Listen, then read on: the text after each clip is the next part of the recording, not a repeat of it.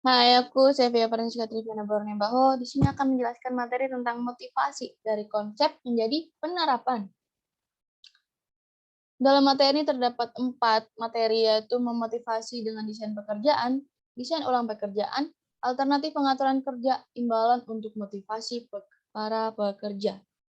Untuk itu kita memasuki materi yang pertama, memotivasi dengan desain pekerjaan. Apa sih memotivasi dengan desain pekerjaan itu? Di sini dijelaskan bahwa desain pekerjaan adalah suatu cara dimensi elemen-elemen dalam suatu pekerjaan di organisasi. Model karakteristik pekerjaan adalah suatu model yang mengusulkan bahwa suatu pekerjaan digambarkan dalam bentuk 5 dimensi utama pekerjaan, yaitu bervariasi, identitas tugas, signifikan tugas, kemandirian, dan umpan balik.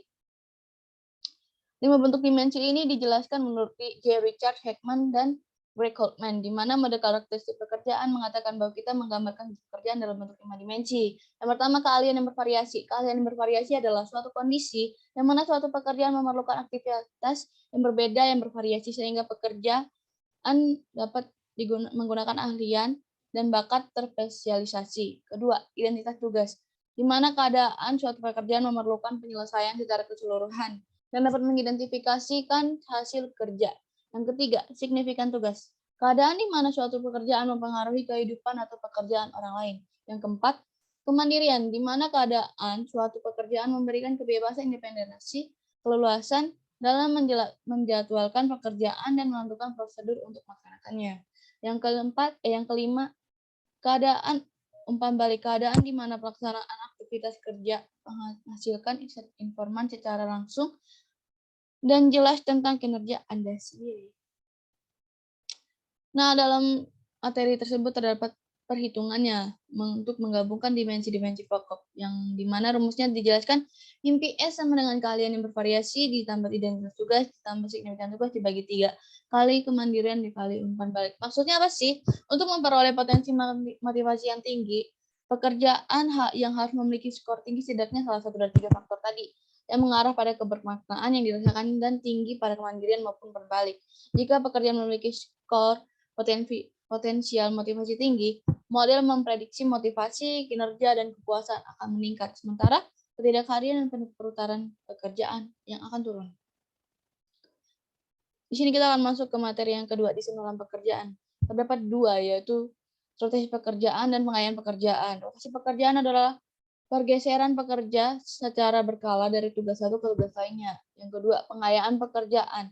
Ada ekspansi pekerjaan secara vertikal yang mana meningkatkan derajat kendali pekerja atas perencanaan, pelaksanaan, dan evaluasi kerja. Pekerjaan yang diperkaya memungkinkan pekerjaan untuk melakukan aktivitas lengkap, meningkatkan kebebasan dan investasi, pekerja meningkatkan tanggung jawab, dan memberikan umpan balik sehingga pada individu dapat menilai serta memperbaiki kinerja mereka sendiri. Dalam hal pengayaan pekerjaan, manajemen memperkaya pekerjaan dengan melakukan A. Menggabungkan tugas-tugas. Yang kedua adalah membentuk unit kerja yang alamiah. Yang ketiga, membangun hubungan dengan klien. Yang keempat, memperluas pekerjaan secara vertikal. Yang kelima, membuka sarana umpan balik.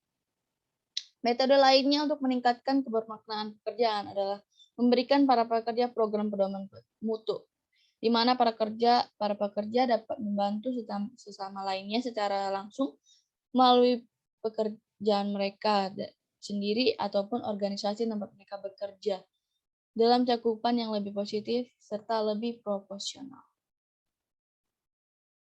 Next, sebentar. Oke. Nah, alternatif pengaturan kerja. Pendekatan lainnya mengenai motivasi adalah untuk mengubah pengaturan kerja dengan jam kerja yang lebih fleksibel, pembagian pekerjaan, atau bekerja dengan jarak jauh. Flex time. Apa sih flex time itu? Flex time adalah jam kerja yang fleksibel. Jam kerja yang fleksibel yang menjadi sangat terkenal. Yang kedua adalah pembagian kerja. Suatu pengaturan untuk memungkinkan 2 individu atau lebih untuk membagi pekerjaan yang memiliki jam kerja tradisional 40 jam dalam seminggu. Nah, penjelasan yang lebih rinci tentang flex time ini adalah para pekerja dapat mengatur jam kerja mereka untuk menyesuaikan dengan permintaan pribadi sehingga dapat membantu para pekerja menyeimbangkan antara kerja dengan kehidupan keluarganya.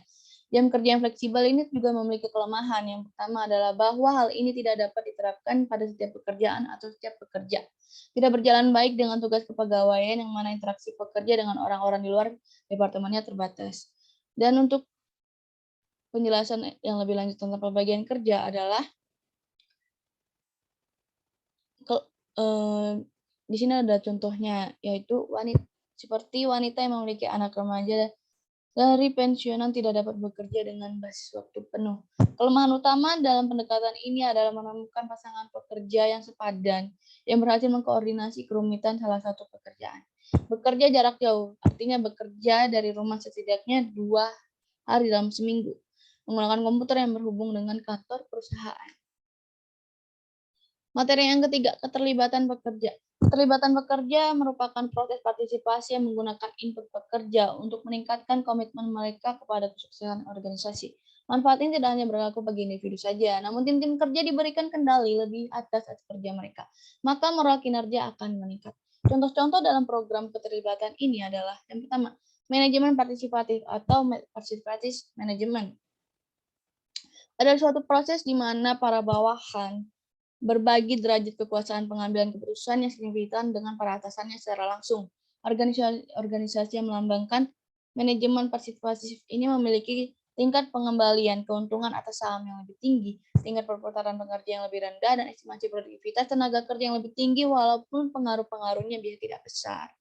Yang kedua, partisipasi representatif adalah suatu sistem yang mana para pekerja berperan dalam pengambilan keputusan organisasi melalui kelompok kecil representatif. Tujuannya untuk mendistribusikan kembali kekuasaan di dalam organisasi, menempatkan tenaga kerja dalam satu pijakan yang sama dengan kepentingan manajemen para pemegang saham dengan memungkinkan para pekerja diwakilkan oleh kelompok kecil pekerja yang berperan secara nyata. Dan kita masuk ke materi imbalan untuk memotivasi para pekerja. Ya, gaji bukanlah faktor utama untuk mendorong kepuasan kerja. Namun, faktor tersebut memotivasi orang dan perusahaan seringkali meremehkan manfaat kepentingannya dalam mempertahankan talenta yang unggul. Cara kerja imbalan untuk memotivasi para pekerjanya itu ada 3. Yang pertama, menciptakan suatu struktur gaji, di mana banyak cara untuk menggaji karyawan awal prosesnya dengan menetapkan level gaji yang mensyaratkan keseimbangan keadilan internal dan eksternal. Yang kedua, memberikan imbalan. Program gaji bervariabel, maksudnya apa sih? Suatu rencana pembayaran gaji yang berdasarkan pada porsi gaji pekerja pada beberapa individu atau ukuran kinerja organisasi. Yang ketiga, bentuk gaji variabel, di mana pembayaran gaji berdasarkan hasil kerja per jam, pembayaran gaji berdasarkan presentasi, bonus, berdasarkan keahlian, rencana pembagian laba, pembagian keuntungan, rencana kepemilikan saham pekerja. Ya, itu saja materi yang dapat saya jelaskan. Jika ada salah kata ataupun ucapan yang kurang bagus dalam presentasi saya ini, saya mohon maaf, dan sekiranya jika ada Bapak Ibu atau teman-teman kalian yang ingin bertanya, silakan tanya secara langsung sama saya. Sekian video dari saya. See you.